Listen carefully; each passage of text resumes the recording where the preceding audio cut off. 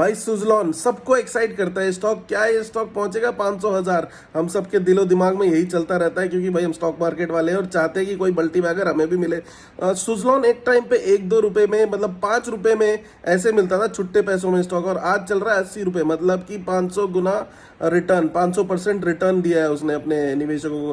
किसी ने अगर 1 लाख लगाया होता तो अभी 20 लाख का मकान लेके बैठा होता, वो फ्लैट लेके। तो यही इसकी कहानी है, तो इसीलिए सबको इंटरेस्ट करती है भाई क्या इसमें ऐसा है, और क्या अभी भी इसमें पैसा लगाने का मतलब टाइम है कि नहीं है, क्या ये पहुंचेगा 500,000। तो यही अभी की कहानी है। फिलहाल हम बात करेंगे कि सुजलॉन में ऐसा हुआ क्या कि ये स्टॉक जो एक टाइम पे 2,000 रुपए का था, आज वो पहुंच गया था 5 रुपए, 1 रुपए के छुट्टे पैसों पे।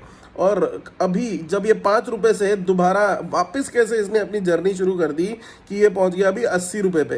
एक टाइम पे ये स्टॉक निफ्टी 50 का पार्ट हुआ करता था भाइयों बहनों। 2008 में ये निफ्टी 50 में भी शामिल हो चुका था। तो इस कदर किसी स्टॉक की अगर बेकदरी हो जाए तो क्या ही करें। और हम आप लॉन्ग टर्म के जो इन्वेस्टर हम सोचते हैं कि हम कुछ कर लेंगे, तो क्या सही समय क्या होता है एक स्टॉक से निकलने का, वही हमें डिस्कस करना है, वही जानना समझना है।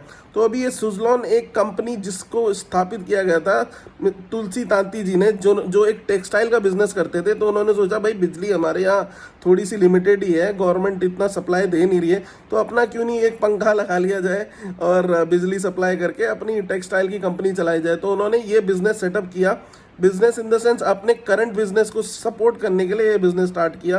तो पंखे लगाए 3-4 और भाई शुरू कर दिया। बट वो इतनी मांग को कवर अप कर दे रहा था कि और बिजनेसेस को भी रुचि आने लग गई थी कि भाई हमें भी बिजली चाहिए। तो उन्होंने एक 25-75 का मॉडल, मतलब 25% आप खर्चा करो, 75% हम सपोर्ट करेंगे, ऐसे करके मॉडल पे लगाया। और लोगों पे ये बढ़ता ही चला गया, बिजनेस इतना बढ़ गया कि उन्होंने अपने टेक्सटाइल का बिजनेस बंद करके मेन चेयरपर्सन होल्डिंग ज्वाइन कर ली अपने सुजलॉन की।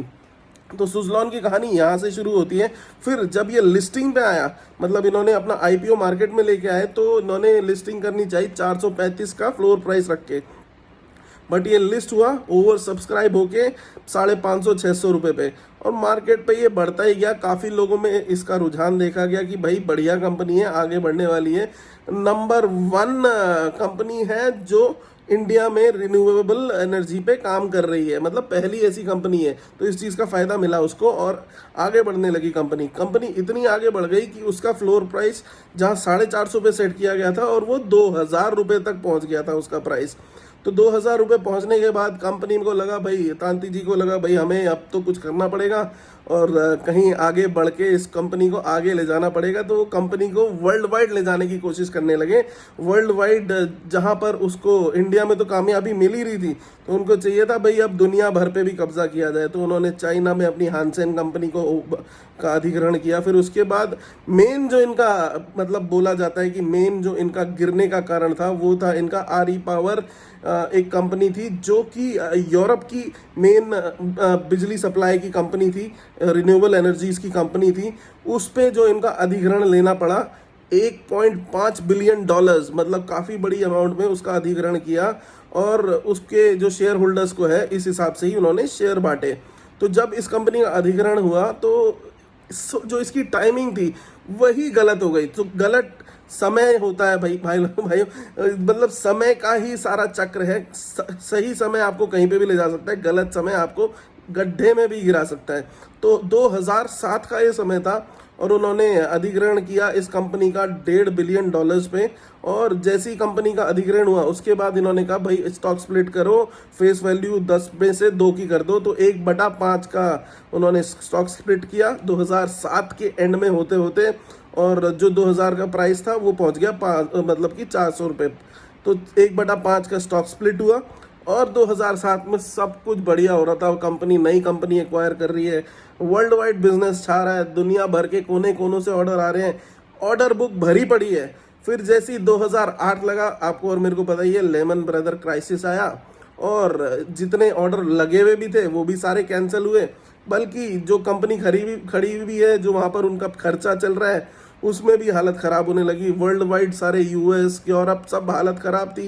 रिन्यूएबल एनर्जी क्या चलना था उस टाइम, तो लोगों के पास पैसा ही नहीं था, सारी कंपनियां कर्जे में जा रही थी। तो सारी ऑर्डर बुक्स जो है कोलैप्स होने लगी और यहाँ तक हालत ख़राब हो गई कि लोगों को इनकी जो प्रॉफिटेबिलिटी भी थी वो 90,000 करोड़ के हिसाब से नेगेटिव में जा रही थी। 90,000 करोड़ का इनका घाटा हो गया था 2015 में आते आते। तो कंपनी करे क्या ना करे, एंड में इन्होंने डिसीजन लिया कि भाई ये जो कंपनी हमने खरीदी है आरई पावर विदेश में, यूरोप में, उसको हम बेच देंगे। तो घाटे में उसको बेचा तो सही, पावर को इन्होंने घाटे में बेचा तो सही, बट उससे जो पैसा आया उससे जो कंपनी का जो कर्ज था वो काफ़ी कम हो गया और उसको मदद मिलने लगी कि भाई वो आगे के बारे में सोच सकती है। वहीं पे उसके बाद ये राइट्स इशू भी लेके आए और कंपनी में पैसा इन्फ्यूज़ किया। जैसे ही इन्होंने 12-13 हज़ार करोड़ पैसा इन्फ्यूज़ किया कंपनी में, कंपनी जो है लोकल लेवल पे 2 ऑर्डर बुक्स कम हो गई थी। इंडिया से ही जो ऑर्डर थे वो आ रहे थे, तो उससे कम होने की वजह से, बट खर्चे भी जो कम हो गए थे इंटरनेशनली, उनकी जो कंपनियां हटा दी गई थी, तो उससे मार्केट में इनकी जो कंपनी है वो प्रॉफिट में आना शुरू हो गई। तो पहली बार इन्होंने प्रॉफिट दिखाना शुरू करा 2022 में, जहां से इस कंपनी में वापस जो है ग्रोथ दिखने लगी लोगों को।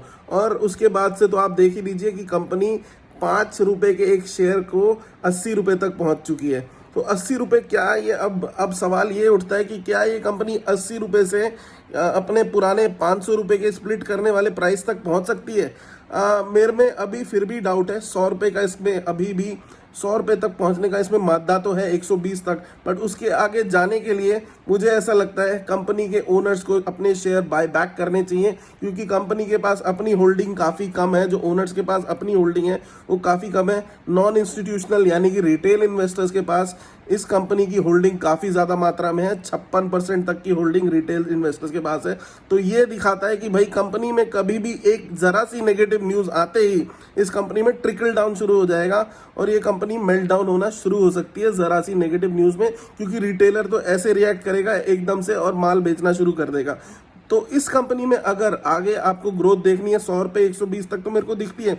उसके आगे जो इनके स्टॉक स्प्लिट तक का प्राइस था यानी कि 400 रुपये का प्राइस, अगर वहां तक कंपनी को पहुंचना है, मतलब कि उसको कंपनी को अपने जो ओनर्स हैं उनको अपना बायबैक ज़रूर करना चाहिए, ताकि इन्वेस्टर्स में जो है विश्वास बढ़ सके कि हाँ भाई कंपनी में दम है, इनके ओनर्स जो हैं वो अपने स्टॉक्स खुद खरीद रहे हैं, जो कि बायबैक होता है, स्टॉक बायबैक। बट अभी देखा गया पिछले क्वार्टर में, मार्च से जून के क्वार्टर में, कंपनी के जो शेयर्स हैं ओनर्स ने वो घटाए हैं।